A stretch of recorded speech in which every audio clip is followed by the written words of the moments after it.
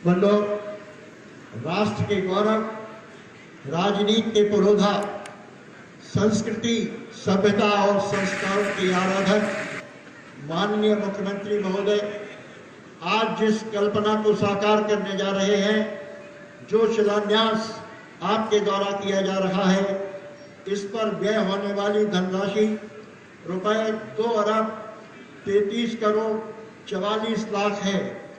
ऐसे चिंतक, पूजक और विचारक को पाकर हम सब गौरवान्वित अनुभव कर रहे हैं। मैं अनुरोध करता हूं मुख्यमंत्री महोदय से कि ये शिलान्यास करने की कृपा करें।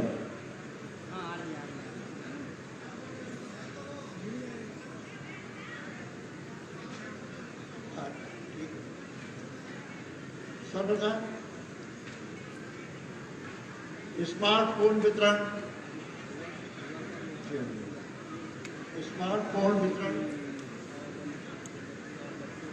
जनपद में स्वामी विवेकानंद युवा सशक्तिकरण योजना के अंतर्गत निःशुल्क टैबलेट स्मार्टफोन वितरण हेतु जनपद को 3,400 स्मार्टफोन मिले हैं।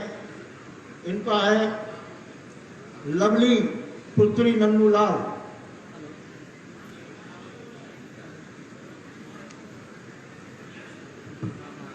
स्वामी विवेकानंद युवा सशक्तिकरण योजना के लाभार्थी स्टेज पे आगे।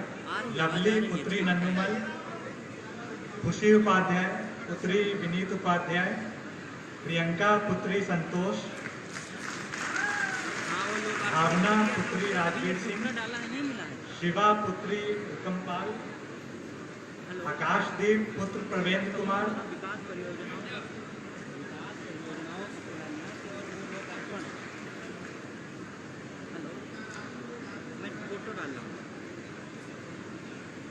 रंजीत चौधरी पुत्र राम अवतार,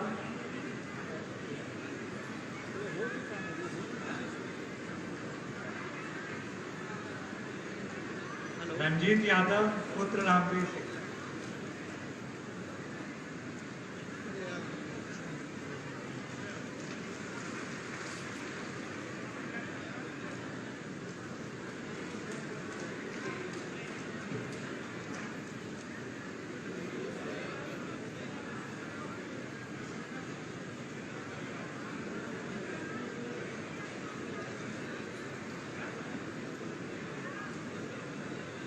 अब मैं अनुरोध करूंगा उत्तर प्रदेश राज्य ग्रामीण आजीविका मिशन के लाभार्थियों से कि वो भी स्टेज पे आ जाए पीछे।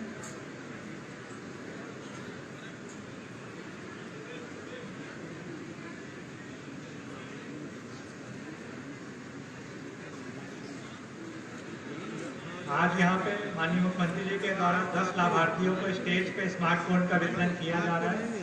शेष जो 190 लाभार्थी है वो जहाँ पे बैठे हुए उनको अपने स्थान पे ही वितरण किया जाएगा। स्वामी विवेकानंद युवा शक्तिकरण योजना के अंतर्गत जनपद में 3400 स्मार्टफोन और 4196 टैबलेट का वितरण किया जा चुका है। अब मैं राज्य आजीविका मिशन के लाभार्थियों से अनुरोध करूंगा। चानू शर्मा पति देवेंद्र शर्मा, नीता यादव, राम कुमार, फूलन देवी, कीर्ति बहन, योगेश सिंह, अजीत सिंह, कीमती चौहान, बहादुर सिंह, इनको सभी को माननीय मुख्यमंत्री द्वारा प्रमाण पत्र दिया जा रहा है, चेक किया जा रहा है। अब जो हमारे यहाँ अच्छे कार्य करने वाले बैंक सखी हैं, अलीगंज की गीता कुमारी, अलीगंज से गीता कुमारी, इनको माननीय मुख्यमंत्री जी द्वारा प्रशस्ति पत्र दिया जा रहा है। जैथरा की श्रीमती वंदना राठौर, जिन्होंने बीसी सखी के रूप में बहुत अच्छा काम किया है, उनको माननीय मुख्यमंत्री जी द्वारा प्रशस्ति पत्र दिया जा रहा है। आवागढ़ से शमा बेगम, इन्होंने बीसी सखी के रूप में बहुत अच्छा कार्य किया, इनको पुरस्कृत किया जा रहा है। शीतलपुर से मरियम, विद्युत सखी के रूप में इन्होंने बहुत अच्छा कार्य किया है। आवागढ़ से राबिया अब्बासी, इन्होंने विद्युत सखी के रूप में बहुत अच्छा कार्य किया। अब मैं प्रधानमंत्री आवास योजना के जो लाभार्थी हैं उनको अनुरोध करूंगा कि वो स्टेज पे आ जाए। शीतलपुर से सतीश चंद्र पिता ईश्वर दयाल, इनको माननीय मुख्यमंत्री जी द्वारा डमी चाबी देके दिया जा रहा है। मानपुर ग्राम पंचायत के मोहर श्री पिता अनार सिंह।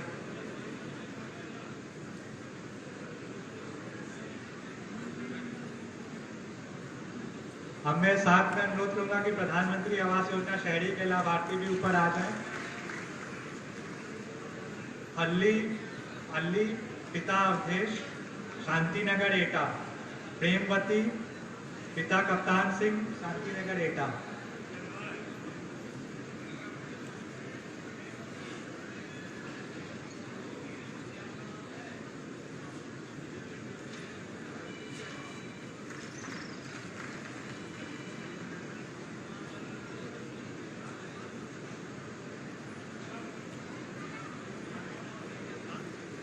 मुख्यमंत्री जी के माटी कला रोजगार योजना के अंतर्गत हमारे लाभार्थी पिंटू कुमार आए होंगे, उनसे अनुरोध करूंगा कि वो स्टेज पे आ जाएं। पिंटू कुमार। प्रधानमंत्री कुसुम सोलर पंप योजना के अंतर्गत हमारे लाभार्थी जयपुरा से श्री दुर्वेश, पिता महावीर।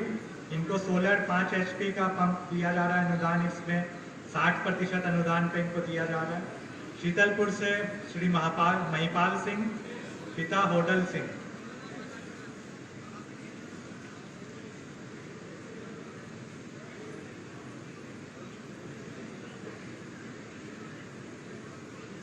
रोजगार मेले योजना के अंतर्गत हमारे इस वित्तीय वर्ष में अब तक 21 रोजगार मेलों का आयोजन किया गया है, जिसमें 1091 अभ्यर्थी चयनित किए गए। 2 अभ्यर्थी ऊपर स्टेज पर हैं, कौशल कुमार और सौरभ कुमार।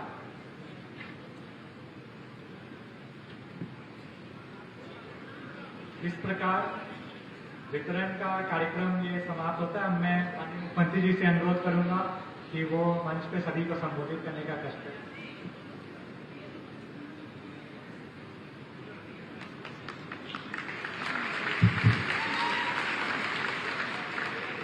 भारत माता की, भारत माता की, भारत माता की। वंदे वंदे वंदे।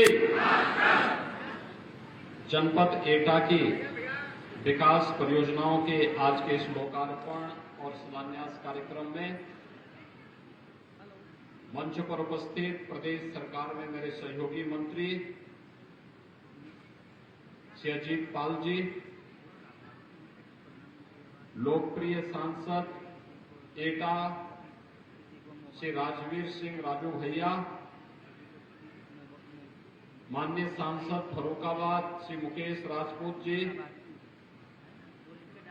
माननीय सांसद राज्यसभा श्री हरनाथ सिंह यादव जी, सभी हमारे माननीय विधायकगण, विधायक एटा श्री विपिन कुमार डेविड जी, विधायक मारहरा श्री वीरेंद्र सिंह लोधी जी, विधायक अलीगंज श्री सत्यपाल सिंह राठौर जी, विधायक जलेसर श्री संजीव दिवाकर जी, विधान परिषद के माननीय सदस्य श्री आशीष कुमार यादव जी, भारतीय जनता पार्टी के जिला के अध्यक्ष श्री संदीप जैन जी, विधान परिषद के माननीय सदस्य श्री ओम प्रकाश सिंह जी, हरिओम जी और आज के इस कार्यक्रम में उपस्थित जनपद एटा से जुड़े हुए सभी उपस्थित भाइयों बहनों, विधानसभा चुनाव के बाद जनपद एटा में मुझे पहली बार आने का अवसर प्राप्त हो रहा है। विधानसभा चुनाव में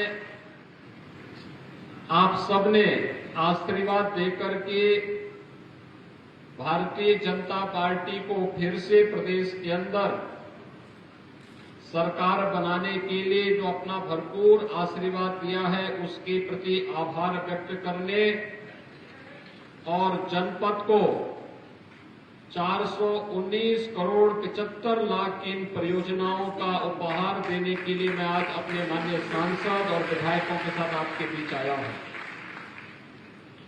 इन सभी परियोजनाओं के लिए मैं जनपद एटा वासियों को हृदय से बधाई देता हूं आप सबको दीपावली की मंगलमय शुभकामनाएं भी आप सबके प्रति व्यक्त करता हूं।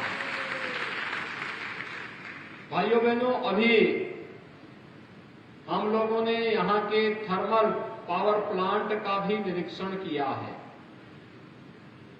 12,300 करोड़ रुपए की लागत से विद्युत उत्पादन का इतना बड़ा संयंत्र आपके यहां लग रहा है।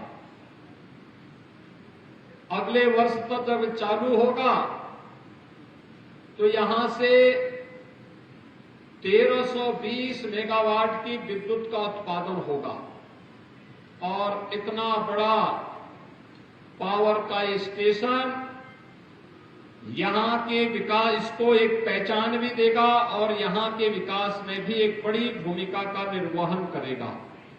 और इसके लिए जहां मैं आप सबको हृदय से बधाई देता हूं, वहीं आज एटा अपनी एक नई पहचान और नई आभा के साथ आगे बढ़ रहा है। भाइयों बहनों, एटा की एक पहचान, कोई सोचता था कि एटा में भी मेडिकल कॉलेज होगा, लेकिन आज आपके जनपद में जहां मेडिकल कॉलेज के निर्माण का कार्यक्रम भी अंतिम चरणों में चल रहा है, वहीं एटा के जलेसर में बनने वाले जो घंटे हैं, ये पूरे देश और दुनिया के अंदर हर धार्मिक अनुष्ठान में जब बजते हैं तो एटा और जलेसर का स्मरण हर व्यक्ति कर पाता है। बिना यहां की घंटी बजे तो कोई अनुष्ठान पूरा होता ही नहीं है। और मैं भी देख रहा था, वन डिस्ट्रिक्ट वन प्रोडक्ट में हम लोगों ने एटा के साथ इन सभी कार्यक्रमों को भी जोड़ा हुआ है। मुझे बताया गया कि अयोध्या में भगवान राम के भव्य मंदिर निर्माण कार्यक्रम के बाद एटा में एक भव्य घंटा बज रहा है मंदिर पे लगाने के लिए, जो अयोध्या में राम जन्मभूमि के अंदर बज सके और पूरे प्रदेश और पूरे देश के अंदर सनातन हिंदू धर्म के डंके को दुनिया के अंदर पहुंचाने का काम इसकी आवाज करेगी। भाइयों बहनों, हमें अपनी विरासत पर गौरव की अनुभूति होनी चाहिए। प्रधानमंत्री मोदी जी ने आजादी के अमृत महोत्सव वर्ष में इसी संकल्प के साथ हम सबको जोड़ने का काम किया। उन्होंने साफ कहा कि आजादी के अमृत महोत्सव वर्ष में हम सबको गौरव की अनुभूति होनी चाहिए कि हम सब भारतवासी अपनी आजादी के अमृत महोत्सव वर्ष को यानी 75 वर्ष की सफलता की इस कहानी के साक्षी बन रहे हैं। 75 वर्ष की यात्रा किस रूप में अनुपम है। जो ब्रिटिश कभी भारत पर शासन किया था, आजादी के अमृत महोत्सव वर्ष में वह भारत उस ब्रिटेन को पछाड़ करके दुनिया की 5वीं अर्थव्यवस्था बनता है। यानी ये भारत की प्रगति की एक नई कथा कहती है। विकास के कार्य, इंफ्रास्ट्रक्चर डेवलपमेंट के कार्य, हाईवे का निर्माण, पावर प्लांट का निर्माण, एयरपोर्ट का निर्माण, मेडिकल कॉलेजेस का निर्माण, एक्सप्रेस हाईवे का निर्माण, ये सभी इंफ्रास्ट्रक्चर डेवलपमेंट की एक नई कहानी को कहता है, जो विकास की गति को एक नई तीव्रता प्रदान करता है। तो लोक कल्याणकारी योजनाओं का लाभ भी किस रूप में आम जनमानस को उपलब्ध कराने के लिए बिना भेदभाव के शासन की योजनाओं को हर द्वार तक पहुंचाने का कार्य हुआ है, यह किसी से छुपा हुआ नहीं।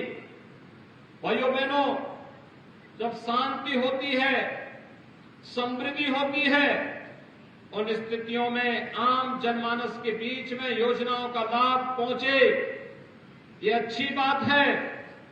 लेकिन जब विपत्ति होती है, हर व्यक्ति अपनी जान को बचा रहा होता है, और स्थितियों में शासन की योजनाओं को घर घर तक पहुंचाने का कार्य आज जो संभव हो पा रहा है, यह प्रधानमंत्री मोदी जी के विजन के कारण ही संभव हो पाया है।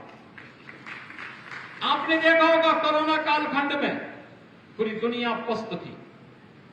दुनिया के विकसित देश कोरोना महामारी के सामने पूरी तरह पस्त हो चुके थे, लेकिन भारत दुनिया के अंदर एकमात्र देश था जो अपने देश की जनता के जीवन को भी और उनकी जीविका को भी बचाने का कार्य कर रहा था, पूरी मजबूती के साथ आगे बढ़ा रहा था।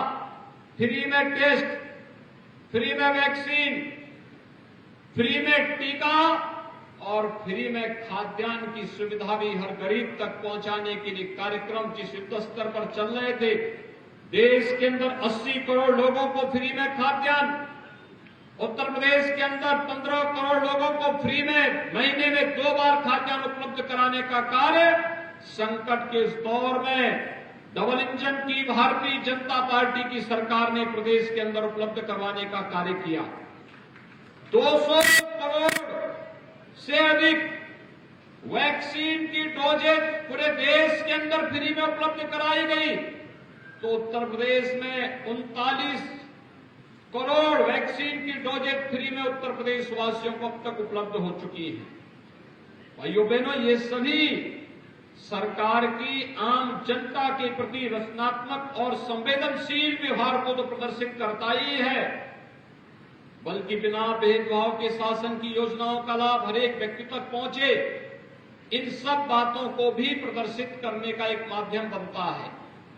आज जब मैं यहां पर आया था देखने के लिए, मैं यहां पर इस थर्मल पावर प्रोजेक्ट को देखने के लिए आया था, क्योंकि कोरोना कालखंड के दौरान यहां पर एक समय लगता था कि अब ये प्रोजेक्ट कभी पूरा नहीं हो पाएगा, लेकिन हम लोगों ने तय किया है कि मार्च 2023 तक यहां पे पहली यूनिट अपना 660 मेगावाट की पहली यहां पर यूनिट अपना काम करना प्रारंभ करे।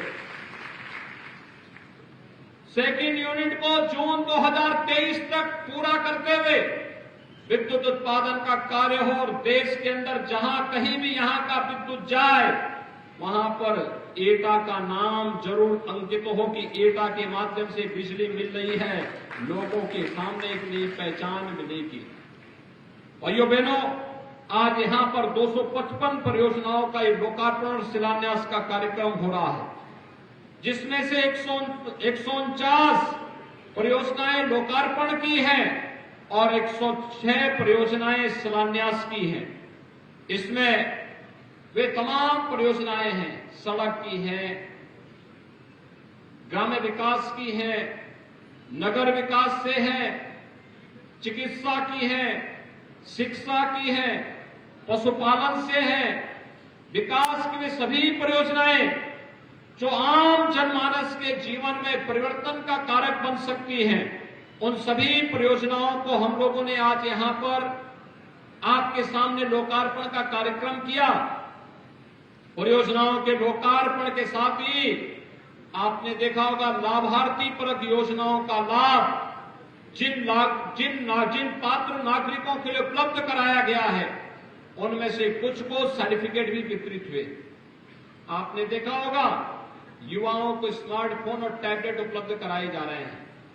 ये टैबलेट और स्मार्टफोन उत्तर प्रदेश के नौजवानों को तकनीकी दृष्टि से सक्षम बनाने की शासन की नीति का हिस्सा है। उत्तर प्रदेश इस मामले में बहुत समृद्धशाली है। जैसे दुनिया के अंदर भारत सबसे युवा देश है, वैसे ही भारत के अंदर उत्तर प्रदेश सबसे युवा और सर्वाधिक युवाओं वाला राज्य है। हमें अपने युवाओं पे प्रतिभा, उनकी ऊर्जा पर गौरव की अनुभूति होती है और इसलिए उत्तर प्रदेश का युवा तकनीकी दृष्टि से स्मार्ट बने, इस दिशा में सरकार की कार्रवाई आगे बढ़ रही है। इसलिए 2 करोड़ युवाओं को टैबलेट और स्मार्टफोन वितरण की कार्रवाई प्रदेश भर में चल रही है। और भाइयों बहनों, आज यहां पर आपके इस जनपद में भी इस कार्रवाई को हम लोगों ने संपन्न किया है। इसके साथ ही आपने देखा होगा समाज के विभिन्न तबकों के लिए शासन की कार्य योजना कैसे लागू की जा रही है। निराश्रित महिलाओं के लिए निराश्रित महिला पेंशन, वृद्ध जनों के लिए वृद्धावस्था पेंशन, दिव्यांग जनों के लिए दिव्यांग पेंशन, और इन सभी पेंशन की राशि जो पहले 300 रुपए थी, इसे बढ़ा करके 1,000 रुपये यानी 12,000 रुपये सालाना करने का काम भी डबल इंजन की सरकार ने किया है। भाइयों बहनों, ग्रामीण क्षेत्र में निराश्रित परिवार हो या शहरी क्षेत्र में, उसके लिए भी सिर ढकने के लिए आवास चाहिए। प्रधानमंत्री आवास योजना के माध्यम से उन सभी परिवारों को आवास उपलब्ध करवाने की कार्रवाई युद्ध स्तर पर चल रही है। बेटी के जन्म लेने से लेकर के बेटी के विवाह योग्य होने तक मुख्यमंत्री कन्या सुमंगला योजना, और बेटी विवाह के योग्य हो जाती है तो मुख्यमंत्री सामूहिक विवाह योजना के माध्यम से इस बेटी की शादी गांव के लोग गांव की बेटी को अपनी बेटी मानकर के इस कार्यक्रम में सहभागी बन सके, इसके लिए मुख्यमंत्री सामूहिक विवाह की योजना भी प्रदेश के अंदर लागू की गई है। मुख्यमंत्री कन्या सुमंगला योजना में 14 लाख से अधिक बेटियां इस योजना का लाभ प्राप्त कर रही हैं, तो मुख्यमंत्री सामूहिक विवाह योजना में 2 लाख से अधिक बेटियों की शादी दहेज रहित विवाह के रूप में एक प्रगतिशील कदम है। बेटी बचाओ बेटी पढ़ाओ के प्रधानमंत्री जी के आह्वान को जमीनी धरातल पर लागू करने का काम उत्तर प्रदेश इस रूप में कर रहा है। युवाओं के लिए अभ्युदय जैसी कोचिंग संस्थाएं संचालित हो रही हैं जो उन्हें प्रतियोगी परीक्षाओं में सक्षम बनाने का काम करे, और उत्तर प्रदेश का युवा आज जब नौकरी में जाएगा उसके साथ जाति मत मजहब क्षेत्र भाषा के आधार पर कोई भेदभाव नहीं होगा। आज आप देखते होंगे उत्तर प्रदेश में कोई नौकरी निकलती है तो भाइयों बहनों उत्तर प्रदेश के हर जनपद का हर विकास खंड के नौजवानों का उसमें सिलेक्शन होता है और वे लोग उत्तर प्रदेश की शासकीय सेवा में जाते हैं। यहां पर जब ये थर्मल पावर प्लांट स्थापित होगा हजारों नौजवानों को यहां पे नौकरी की सुविधा उपलब्ध होगी। और मैं यहां पर पावर प्लांट से जुड़े हुए जो उत्तर प्रदेश पावर कारपोरेशन से कहूंगा कि 2 काम जरूर करें कि आसपास के गांवों के जो विद्यालय होंगे उन्हें ऑपरेशन कायाकल्प में अगर आज तक उनको नहीं लिया गया है तो ऑपरेशन कायाकल्प में CSR की धनराशि का उपयोग उसके लिए एक बार करें और यहां पर उन सभी विद्यालयों में स्मार्ट क्लास की व्यवस्था सुनिश्चित करवाएं। दूसरा, यहां पे स्किल डेवलपमेंट का एक सेंटर खोले। स्किल डेवलपमेंट के माध्यम से यहां के नौजवानों को ITI और पॉलिटेक्निक के वे नौजवानों को स्किल डेवलपमेंट के माध्यम से यहां पर रोजगार और नौकरी उपलब्ध करवाया जा सके, इस दृष्टि से भी हमें इस कार्यक्रम को आगे बढ़ाना होगा। और CSR की धनराशि का बेहतर उपयोग अगर इस दिशा में हम लोग कर सकेंगे तो यहां के नौजवानों को आगे बढ़ने का एक माध्यम मिलेगा। भाइयों बहनों, ढेर सारी योजनाएं हैं केंद्र और राज्य सरकार की जो प्रत्येक नागरिक के जीवन में व्यापक परिवर्तन का कारक बनती है। आज आप देखते होंगे सरकार कोई योजना लागू करती है तो उस योजना का लाभ सीधे लाभार्थी के खाते में जाता है। बीच की जो दलाली होती थी बंद हो गई है। ये प्रधानमंत्री मोदी जी के विजन के परिणाम के फलस्वरूप आज गरीब को उसका अधिकार प्राप्त हो रहा है। हर नागरिक तक योजना का लाभ मिल रहा है और हर व्यक्ति आज इस देश की व्यवस्था पर प्रधानमंत्री मोदी जी के नेतृत्व पर गौरव की अनुभूति करता है। आज के इस अवसर पर जब जनपद एटा की ढेर सारी परियोजनाओं का लोकार्पण और शिलान्यास के कार्यक्रम के साथ हमें जुड़ने का अवसर प्राप्त हो रहा है, मैं आप सभी एटा वासियों को इस बात के लिए बधाई देता हूं कि जैसे आपके पूर्वजों ने जलेसर की घंटी को दुनिया के बाजार में पहुंचाया, स्वाभाविक रूप से आपको एक पहचान मिली। आज यहां पर मेडिकल कॉलेज और थर्मल पावर प्लांट के माध्यम से एटा जनपद को एक नई पहचान दिलाने के लिए राज्य सरकार पूरी प्रतिबद्धता के साथ आपके साथ खड़ी है। यहां के जनप्रतिनिधि और प्रशासन आपकी सुरक्षा के प्रति पूरी मजबूती के साथ खड़े हैं। आज एटा की पहचान किसी माफिया से नहीं होती है। एटा की पहचान अब विकास के नाम पर होती है। भाइयों बहनों, ये अपराधी और माफिया जब किसी व्यवस्था में हावी होते हैं वे विकास के कार्य में घुन का काम करते हैं। दीमक के रूप में, जैसे दीमक किसी लकड़ी पे लगती है उसको पूरा खोखला बना देती है, ऐसे ही अपराधी और माफिया होते हैं, विकास में घुन का काम करते हैं। हमें अपराध और अपराधियों के प्रति जीरो टॉलरेंस की नीति के तहत सरकार की जो कार्यक्रम चल रहे हैं, एक कार्यक्रम अनवरत रूप से आगे बढ़ेंगे। विकास और योजनाओं का लाभ बिना भेदभाव के समाज के प्रत्येक तबके को उपलब्ध करवाने के लिए सरकार पूरी प्रतिबद्धता के साथ कार्य कर रही है। इस विश्वास के साथ कि आप सभी को इन योजनाओं का लाभ प्राप्त हो सके, विकास के लिए पैसा कहीं बाधक नहीं बनेगा, पैसे की कोई कमी विकास के कार्यों के लिए नहीं होगी। विकास के कार्य भी मजबूती के साथ आगे बढ़ेंगे। हर युवा, हर नौजवान, हर किसान, हर महिला और समाज के प्रत्येक तबके को हम विकास की योजनाओं के साथ जोड़ करके उनके जीवन में व्यापक परिवर्तन करने का कार्य करेंगे। इस आश्वासन के साथ मैं आप सबको एक बार फिर से दीपावली की हृदय से बधाई देता हूं, मंगलमय शुभकामनाएं आप सबके प्रति व्यक्त करते हुए ये विश्वास व्यक्त करता हूं कि जो आशीर्वाद आपने भारतीय जनता पार्टी को दिया है, यह आशीर्वाद आपका निरंतर बना रहे। इस विश्वास के साथ आप सबको मैं एक बार फिर से विधानसभा चुनाव में भारतीय जनता पार्टी के चारों विधायक प्रत्याशियों को भारी बहुमत से जिताने के लिए पूरा एटावासियों का हृदय से आभार और धन्यवाद ज्ञापित करते अपनी वाणी को विराम देता हूं। धन्यवाद। जय हिंद।